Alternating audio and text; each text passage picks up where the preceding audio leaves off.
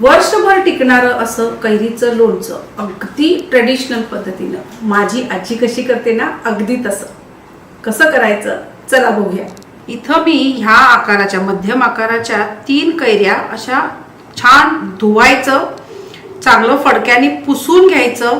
थोडंसं ऊन दाखवलं तरी चालेल, म्हणजे त्यातला ओलावा पूर्णपणे निघून जाईल। आणि मग हे चिरून घ्यायचे। अशा बाजारात अशा चिरलेल्या कैऱ्या सुद्धा मिळतात, कारण लोणच्यासाठी खास त्या कैऱ्या ते चिरून देतात। ह्याला बोय असते, घट्ट बोय असते आतमध्ये, तसल्या कैऱ्या आहेत ह्या। आणि आता आपण ह्याला लागणारा जो मसाला आहे तो पहिला तयार करून घेऊया। एक कढई घेतलेली आहे आणि ह्याच्यामध्ये आपल्याला जवळपास एक अर्धा वाटी मोहरी घ्यायची। ही भाजलेली तुम्हाला कसं कळणार, एक तर तडतडतेच, प्लस आता ही जी लालसर दिसतीये त्याच्याऐवजी ती ग्रेइश व्हायला लागेल, म्हणजे समजायचं की आपली मोहरी जी आहे ती छानपैकी भाजली गेलेली आहे। ह्याच्यामध्ये मोठी मोहरी पण मिळते, ती जरी वापरली तरी चालेल, किंवा मोहरीची डाळ मिळते। मोहरीची डाळ कशी वापरायची, त्याच्यापासून कसं लोणचं बनवायचं तेही मी तुमच्याबरोबर नक्की शेअर करेन। आता तुम्ही बघा, ह्या पूर्णपणे मोहरीचा जो कलर आहे तो ग्रे झालाय, म्हणजे आपली मोहरी जी आहे ती छान परतली गेली आहे। ही आपण एका प्लेटमध्ये थंड करायला ठेवूया। अगदी नावाला 1 चमचाभर तेल घेतेय आणि ह्या तेलामध्ये आपल्याला 1 पाव चमचा मेथी दाणा घालायचा आहे। ओला हिंग घेतलाय, हा इझिली बाजारात अवेलेबल आहे। जर हा नाही मिळाला तर हिंगाची पावडर आपल्याला 1 चमचाभर घ्यायची आहे आणि ते सुद्धा ह्याच्यामध्ये छान परतून घ्यायचं आहे। हिंगाची पावडर लगेच जळते, त्यामुळे लास्टला टाकायची तेल गरम झाल्यानंतर, मेथी भाजल्यानंतर। पण हिंगडी भाजायला जरासा वेळ लागतो, म्हणून मी मेथी बरोबरतीच हे टाकलेलं आहे। तर हे छान असं आपण परतून घेऊ। की मेथी लालसर झाली की आपण हे पण या मोहरीमध्ये काढून घेऊया। हे जे लोणचं आहे ना, हे आपल्याला वर्षभर टिकवायचं आहे, तर ह्याच्यासाठी तेलाचं प्रमाण आणि मिठाचं प्रमाण परफेक्ट पाहिजे।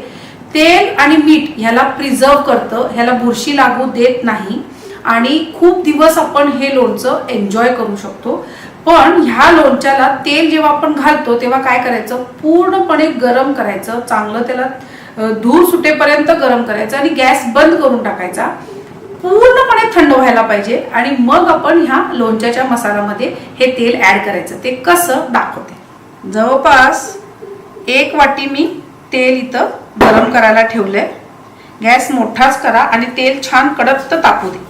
आता इथं बघा, ह्या तेलाला छान धूर येतोय, तुम्हाला दिसत असेल, अगदी हलकासा, पण धूर आल्यानंतर म्हणजे हे तेल कडक तापलेलं आहे। आता आपण गॅस बंद करूया आणि हे पूर्णपणे थंड व्हायला देऊया। पूर्ण थंड झाल्यानंतरच आपण हे लोणच्यामध्ये ऍड करायचं आहे। आता ही आपली मोहरी थंड झाली आहे, ही आपण मिक्सरच्या भांड्यात काढून घेऊया।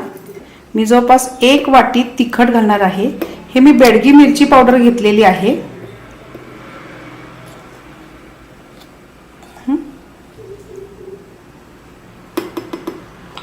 आणि आता आपण ह्याला छान पावडर करून घेऊया। आता ह्या 3 कैऱ्या मी चिरून घेतलेल्या आहेत। ह्या पहिला आपण एक लक्षात ठेवा, लोणचं करताना कोणतंही पातेलं जे घ्याल किंवा चमचा घ्याल किंवा तुमचा हात सुद्धा कोरडा असायला पाहिजे, पाण्याचा अंश असता कामा नये। आणि आता ह्याच्यामध्ये आपल्याला मीठ घालायचं आहे। मीठ जवळपास एक अर्धा वाटी मीठ लागणार आपल्याला, कारण मीठ आणि हा मसाला जो आहे त्याचाच खार जो म्हणतो आपण, लोणच्याचा खार, तो तयार होतो। असं टॉस करून घेऊया।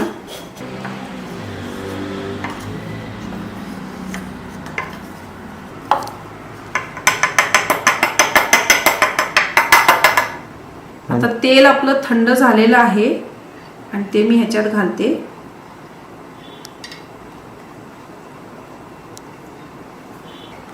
आता हे छान आपण मिक्स करून घेऊया।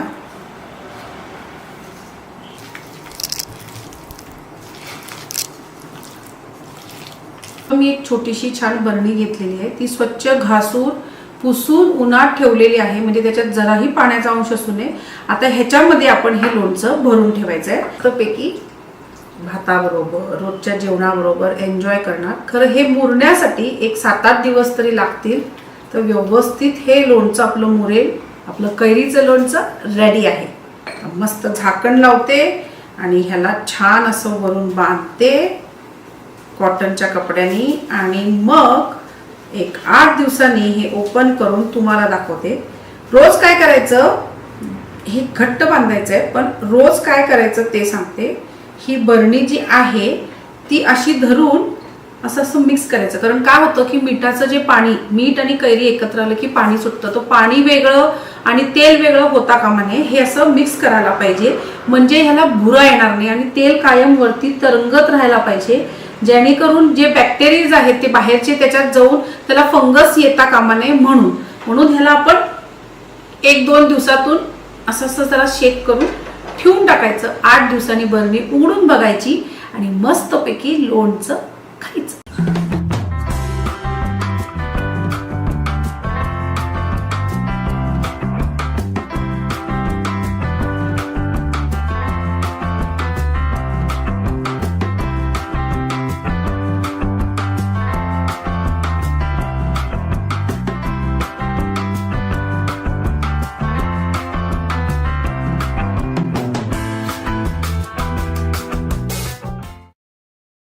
आमच्या घरी हे लोणचं आमची आजी करते आणि प्रत्येकाला भरणीभर देते वर्षभर खाण्यासाठी.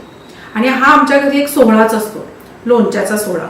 त्यावेळेला काय करतो, जी काही भांडी लागतात, कारण फार प्रमाणात हे लोणचं बनतं, त्यामुळे जी काही भांडी ह्याला लागतात ना ती सगळी भांडी स्वच्छ धुवून आम्ही उन्हात वाळवून घेतो, म्हणजे त्याला जराही पाण्याचा अंश लागू नये म्हणून. अगदी मिक्सरचं भांडं सुद्धा किंवा असं काही लाकडी चमचा आपण जर घेणार असेल तर तो, हे सगळ्या गोष्टी आमच्या इथे स्वच्छ धुवून ते ऊन दाखवतात आणि मग ह्याच्यामध्ये ह्या लोणच्याचा मसाला वगैरे वाटला जातो, जेणेकरून पाण्याचा अंश लागू नये आणि लोणचं वर्षभर मस्त टिकते.